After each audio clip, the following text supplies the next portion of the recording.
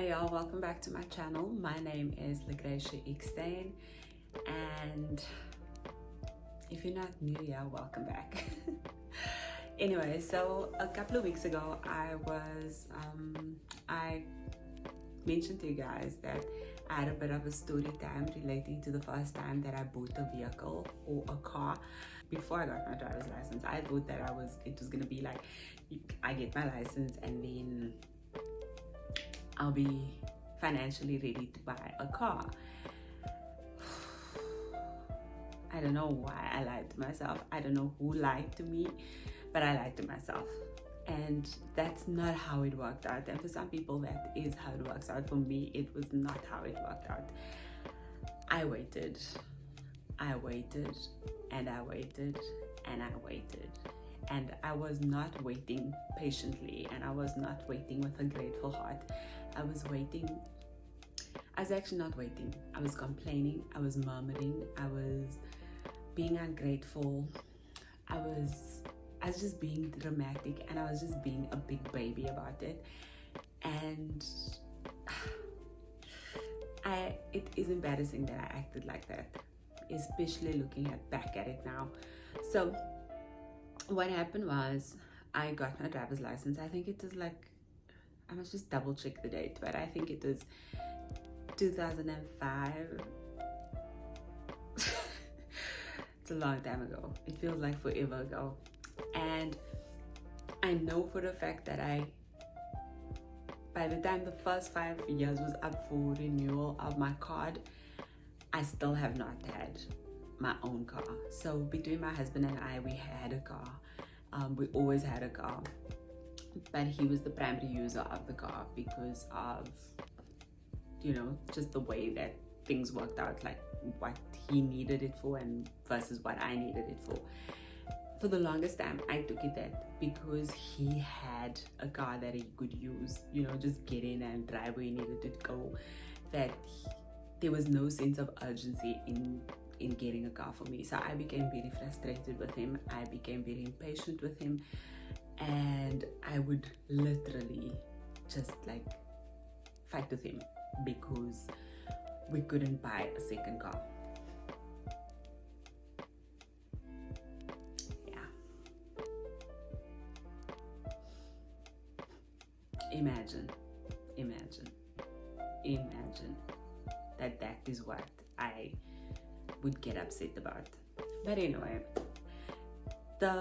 if I think about it right now, it's because I was comparing my progress in life to my peers and my colleagues and my friends and my family and everybody else around me, and thinking that because I'm permanently employed, surely I should have a car. Well, the bank was not ready to give me that kind of money, and we just could not afford it. Realistically speaking, we couldn't afford it. And I'm not laughing because we couldn't afford it. I'm laughing because I couldn't understand that, knowing what I knew. Anyway, so because I felt like my husband was taking a bit too long to sort it out for me, I dragged him to a dealership one day and looked at the car. We sat in the car. I think we even test drove the car. I chose a color. I did all of those things, and then I submitted an application.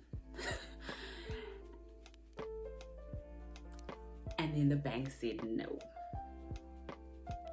And I was so hurt. My feelings were really so hurt because I don't like the word no. I don't like the word no. No upsets me. No makes me question my worth. No makes me feel like there's something wrong with me. No is just too final. And I've come to realize that sometimes no is a precaution. Sometimes no is not yet. Sometimes no is I've got better in store for you. Guys, I was not even praying about this. I was not even praying about the car. I was just thinking that God was not hearing me. God was not understanding. I did not want to have that discussion with him. because already I'm fighting with this person that is here next to me every single day, that is not making this happen for me. I wanted to buy a car that I didn't even really like. I convinced myself that I liked this car because I thought that would be that the bank would say yes to me buying this car, or to them giving me the money to buy the car. I really didn't like the car. I'm not even going to tell you which car it was, because there's no way that I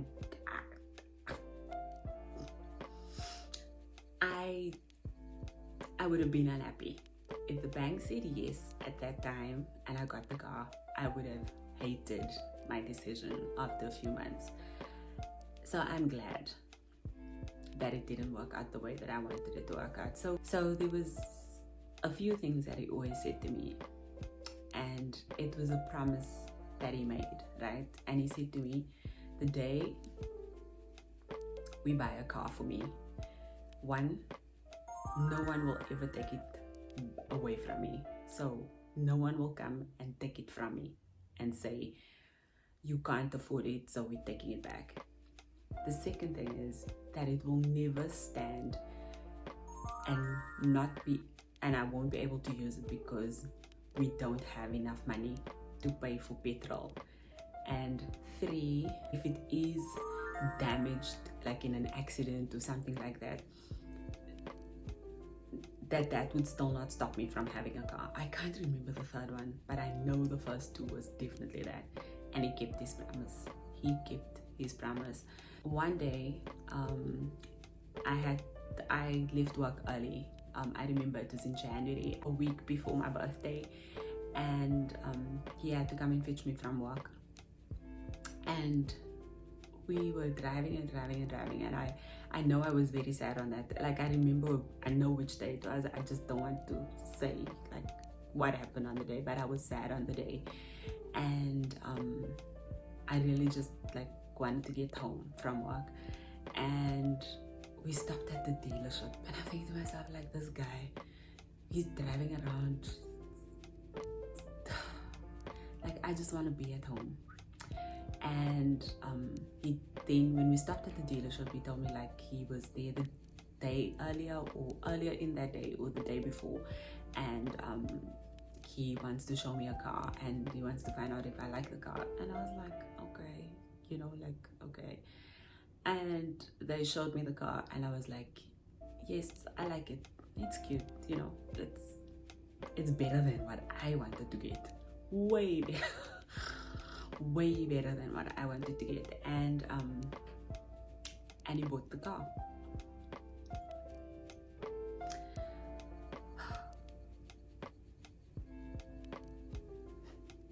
And I don't know why that is like touching my heart, but he bought it, and then I had my car. And since then,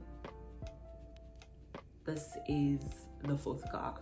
I think sometimes when we are in a season of waiting, and when we are having to wait a little bit longer for something that we really want and that we really desire, that we can get impatient. And it's because you don't know how you're going to get to that specific thing that you've asked for. You know that you've asked for it, you know that is what you want, you know that is what you desire, you know that this is what you long for, but you don't know the path to that destination or to that thing that you want.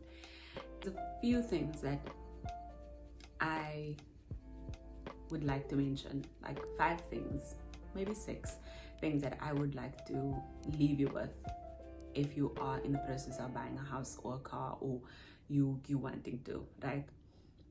Make sure that you are able to afford the car or the house or whatever it is, even if the interest rate rises like by 10 times, so that you're not under pressure to still be able to make those payments. Save as much as possible for a deposit, save as much as possible, and make sure that you're able to still continue saving even while paying off that debt. Just always as a buffer. The other thing is, make sure that you can afford the insurance premium for that vehicle or for that house or for whatever it is that you are buying. I used to work in the short-term insurance industry, and it is scary how much debt people make and then cancel the insurance on that particular asset. A vehicle is not really an asset, but yeah, neither here nor there.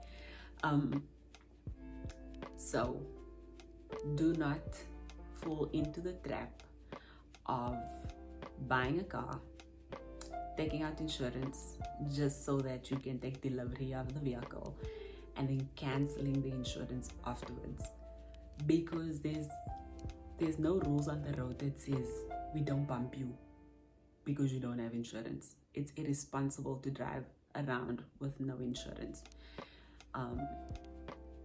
Please make sure that your vehicle is comprehensively insured. If your vehicle is no longer financed, make sure that you have third-party cover on it, at least if you are fine with driving around with a broken car or with a damaged car. But if you are responsible for someone else's vehicle, make sure that at least that is covered. Insurance is very, very important, because the bank is not going to care that they're still going to hold you liable because you were supposed to have insurance on their vehicle, because it's not yours until it's paid off. When purchasing a vehicle specifically, try your best to ensure that it fits your needs over a long period of time. So say you're single, you're not married, you don't have kids. If those things are in your plans in the next, say, 4 to 5 years, make sure that the car that you buy has a boot that is big enough to fit a pram in. Because you kind of don't want to get to a point where it's like you buy a car this year, next year you have a baby, and then you have to change your car again. And if you can afford that, by all means, just a few things to consider. The last thing that I want to mention is timing. I don't know if we have control over the timing, but sometimes a no is not a no. Sometimes a no is just not yet, as I mentioned before.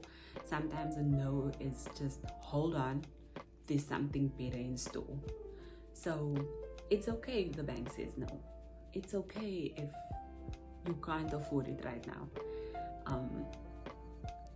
It doesn't mean that it will never ever happen. It doesn't mean that because it's no today, that in a month's time it's an absolute yes, and for something better than what you thought. So just hold on. Just hold on. And then there's a last thing that I really, really want to mention. Make sure that you get the right driver's license for the vehicle that you're going to drive. It's easy to say that you're going to go and get a driver's license to drive a truck, or one that you have to pass out with a truck because you can drive a car and a truck. You're not going to drive a truck on the road. You're not going to drive a truck on the road. Rather, get a license that is going to fit with the car or the vehicle that you're going to drive the most often, so that you can get a lot of practice driving even before you get your license. It does not help. You're not gonna drive a truck. I didn't get the truck license. But if you want to do it, I don't see how it's easier just not to parallel park.